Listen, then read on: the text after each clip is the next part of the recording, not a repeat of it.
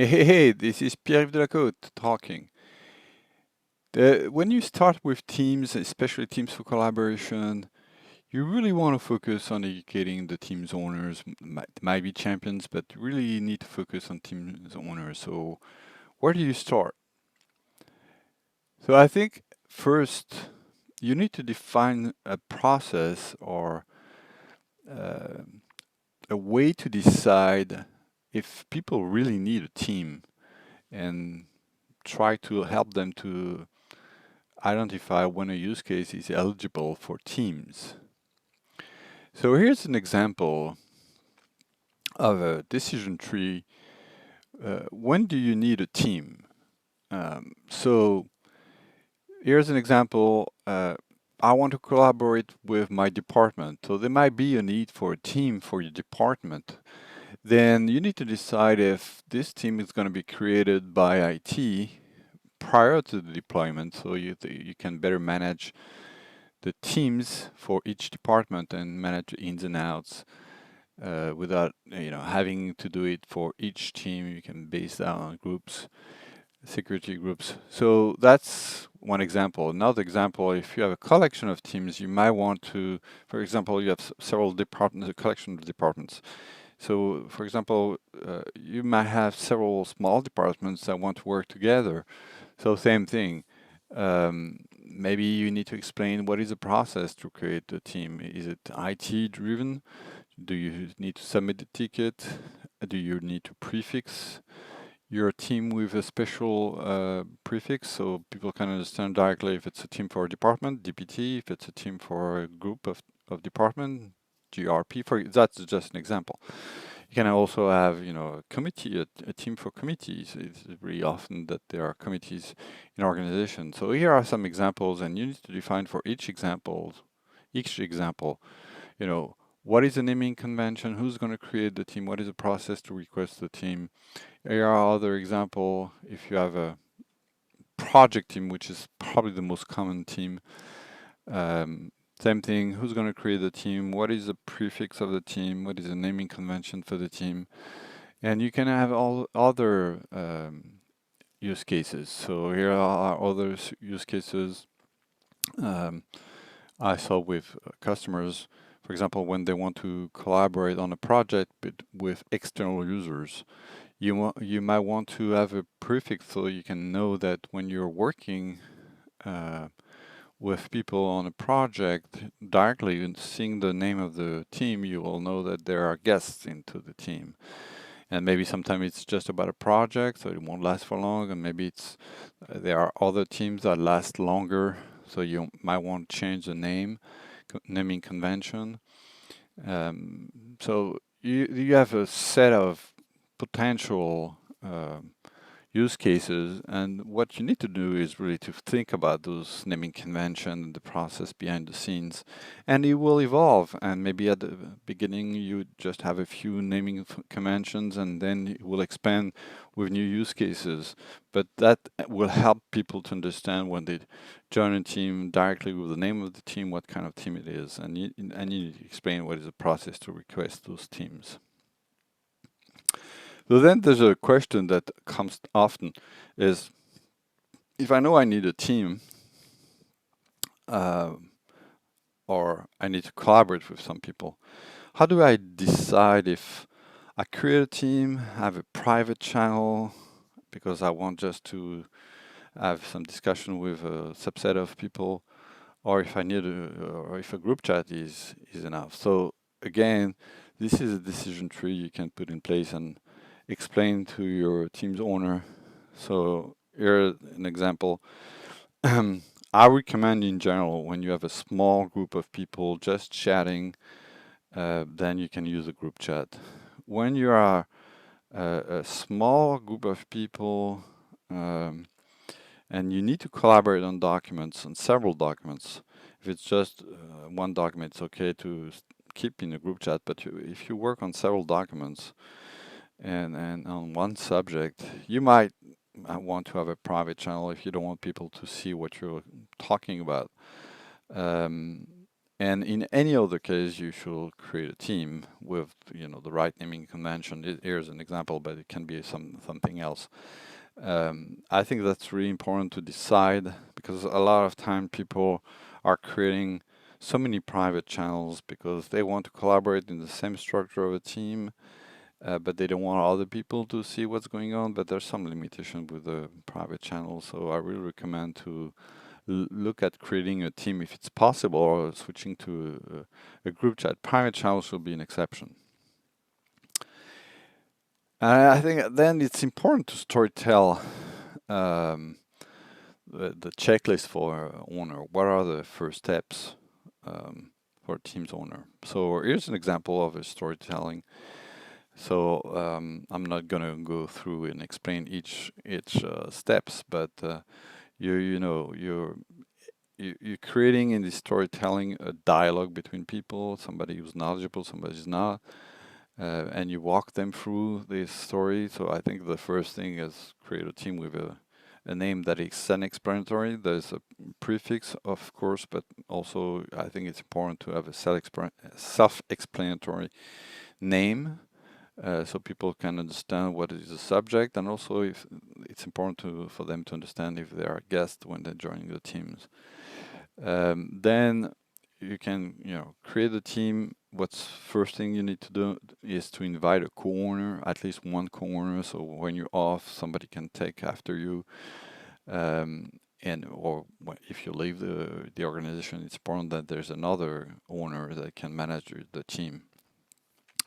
And also add a description of your team. So when you search for the team, you see not only the name and the logo, but you also see the description that maybe gonna give you more insight about the team. Then you need to structure the team. So usually what you do is you create channels. So don't do many channels. I'll say 5 to 6. I've seen a lot of customers doing a lot of channels, especially in departmental team, but it's really hard to manage different channels in one team. And a channel should be focused on a topic. So it's really a place where you're going to work on a specific topic regarding your team. So it can be, if you're a project team, it can be a work stream, for example.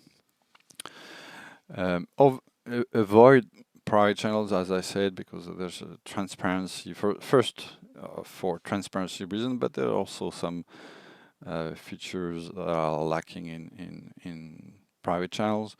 So it's better to create another team if you want really to do that. It's easier to manage, and because it creates confusion, because when you create a private channels, you can have people in the private channels, and you can even have people who's not the owner. The owner of the team might not see the private channel, so it can become quickly complicated. So it's better to create a team on the side. And then enhance your team with tabs, for example, to highlight resources. What I usually do is create a OneNote tab with all the notes to log all the minutes of all the meetings attached to the team. And you can have different sections in your OneNote if you have different streams. So also, if you need to link to a website or resources, an internal resource, you can have a website tab. You can highlight a document if it's an important document that you want everybody to see. You can create a tab from a document, but stay under 6 tabs, so you don't have to scroll through all the tabs, so it's still discoverable. And decide if you want to change some permission in your channels. For example, what I recommend in general is the general channel shouldn't be open to everybody to post. They can reply any post from the general channel, but general channel is usually used to make some announcement, important milestones, and it should be managed by a subset of people like the owners. Then it's time to invite members. It is important part when you create your team. You want to invite people. So I think at the beginning you should before just inviting the people from teams, you should maybe communicate with the people before, because what happens if you just invite them from teams, they will receive an email and they won't understand why they've been invited to this team. It's a little bit intrusive, so it's better to talk to them if it's possible, if you have a meeting before the creation of the meeting, the team, or send them an email explaining that they're gonna be invited to a team, or you can even send them a code to join the team. There's several ways to do that, but at first, I think after a while, people will know that there are gonna be a lot of teams and gonna be invited, but it's still at one point it's still important to explain why they've been invited, so it's not intrusive. And make sure that people understand how the team is structured, how it works.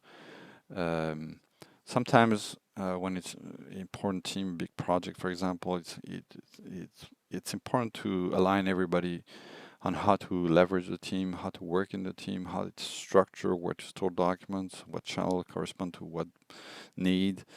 And I also explain how you want to work all together. It's even better to have that kind of policy, that kind of governance at the organizational scale. But if you have a different way to work in this team, please take some time to explain that eventually during a meeting, and you can record the meeting so people who will join the team after can go through the recording to better understand how you leverage this team. So I think it's important to have that kind of presentation so people are not lost, and it optimizes your chance not to create misalignment. And misalignment is the worst thing that happens today in the organization, and it's a source of loss of time, which is tremendous. So keep your storytelling, and give some insights. The first insight, what is important to do when you work, especially for the new users to teams. What are the guidelines you want to share. So, for example, you cannot imagine how many people are posting in teams without mentioning anybody. So at the beginning, when you start, you might look at your team and you might see a new post and you might be aware that it was posted. But when you have a lot of teams, you don't look at all your teams. So it's important to mention people you want to target. That's a really important notion so you can educate your end users, especially new end users, so they don't forget that. There are other, I'm not going to go through all the recommendations here, but they need to understand how Teams is working. So also people might understand that when they open a document and they're modifying it, because every member of a team will have the same permission almost, especially regarding the document, so they can modify, delete any documents. So it's important especially at the beginning when you're launching Teams, so people understand that. And also there's some policy that are important, especially one I think it's really key is when you're posting in a Teams, you like to see if people are have seen your post and are aware of your post. They don't have to react and answer, or it's better to answer if there's a question, but they don't have to give you feedback right away. But at least if they like the post, that means that's one convention that is important. That means I read it. I might come back after, but it means I read it. So on the other side, when you post something, at least you have a feedback that this post was not buried into other thread of posts. So keep the storytelling, and little by little you can introduce new features that are useful, that can help you to optimize how you work with teams, like using tags if you don't want to mention all the team, and so because there are some people who are mentioning all the team all the time whenever they post something, so it pops up a notification on every desktop. So that's not an optimized way. So you can use tags to target people, and people can, you know, put themselves in the tag. So if they want to be aware of any kind of news, they can, just add themselves in the tag, so they will receive the pop-up notification. The post will be in the team. They can, even if they were not in the tag, they will be able to have access to the team. But if they want to receive a notification because it's important for them, then they can, join this tag in a way. So there are other way you can introduce a better way to communicate, like using headers and background images to when you want to make a post that is attractive, appealing. I think and the science shows that when you add an image, that you have a better chance that your post is going to be read. So there are some tips like that you can educate little by little your users, like pinning a post so you won't lose it, especially when you're a channel where there's a lot of posts where there's a lot of communication. You might want to pin some posts that are important. And there are also tips that I'm not going to list, but educate your end user on other tips to make the collaboration better.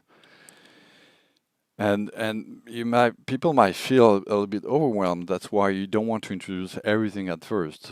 You want to do that little by little. But then you need to reassure the people, and quite frankly, you need to explain what are the resources, and it's really key to have a list of resources that they can rely on, especially with one entry.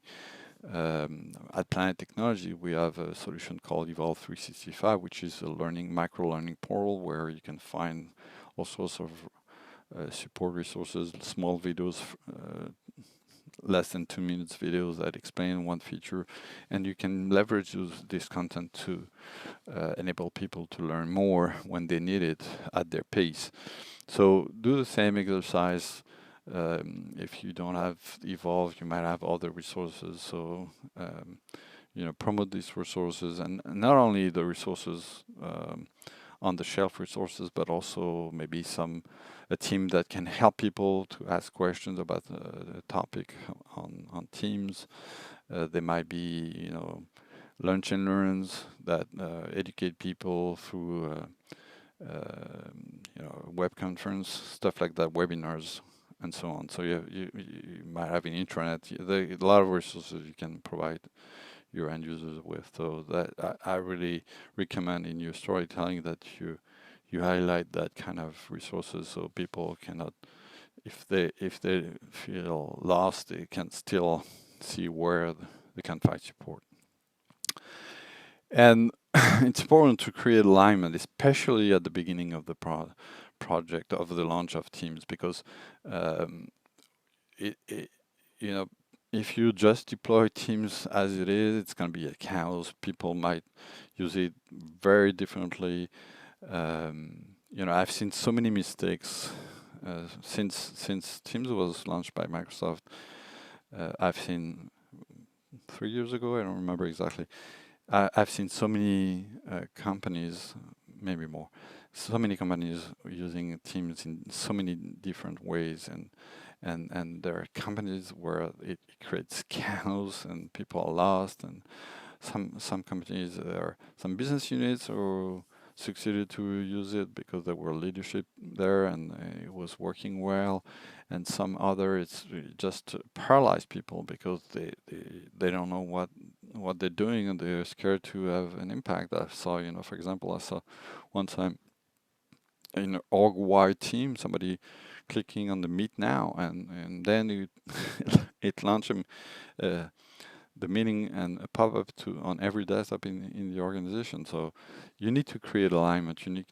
And one thing there's a lot of things to do to create alignment, but one thing is to build a code of conduct, what I call a code of conduct, that you can post in every team you create, especially at launch, where you list what is important to understand.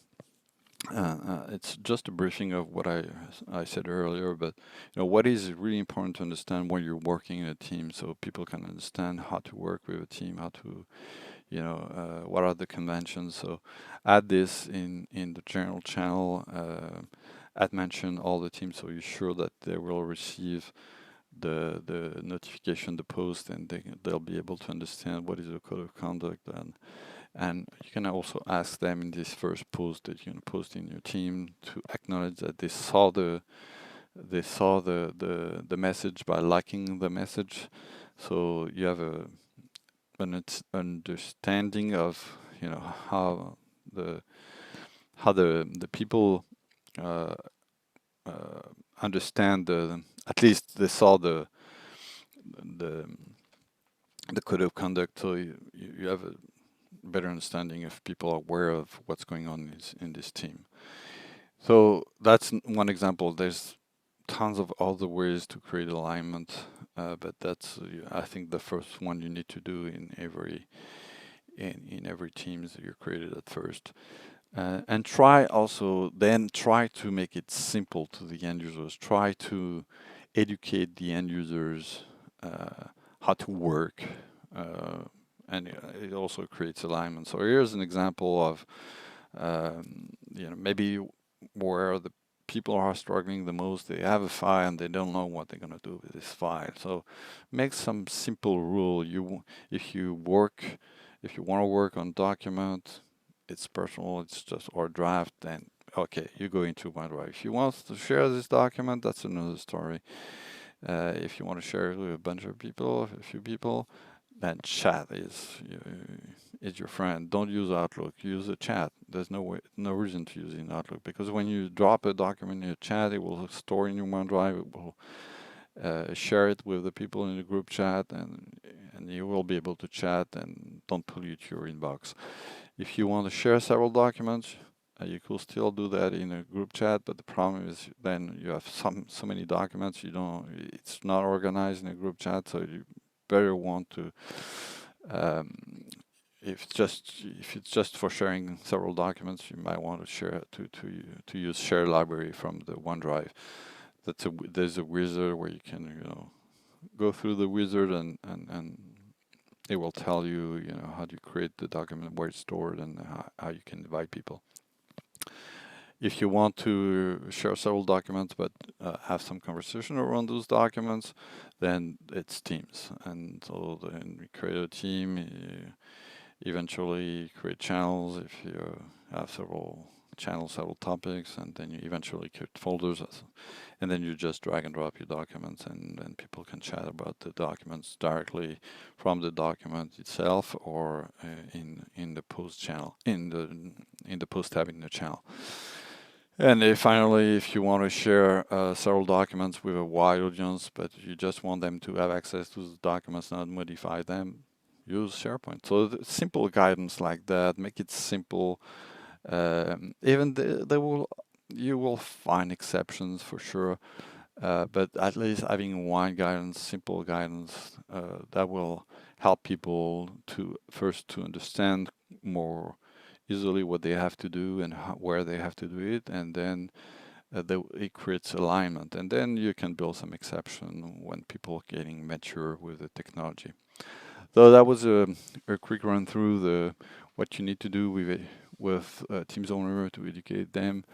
There's other stuff to do, like training them on a regular basis. I think especially at the launch of the project or SharePoint for collaborations. I'm not talking about meetings and chat, but when you're launching Teams for collaboration, I think it will take probably 6 months to educate Teams owners so they can feel on top of it, because there's so many things to learn, and there's more and more features you want to highlight, but you don't want to do that at first because when you overwhelm people, even if they're very tech savvy, it's just a mess. People might drop, might not understand, might be confused, might be frustrated by all they have to learn. So it's better to introduce little by little with a strategy of educating your team's owners. Hope this was helpful.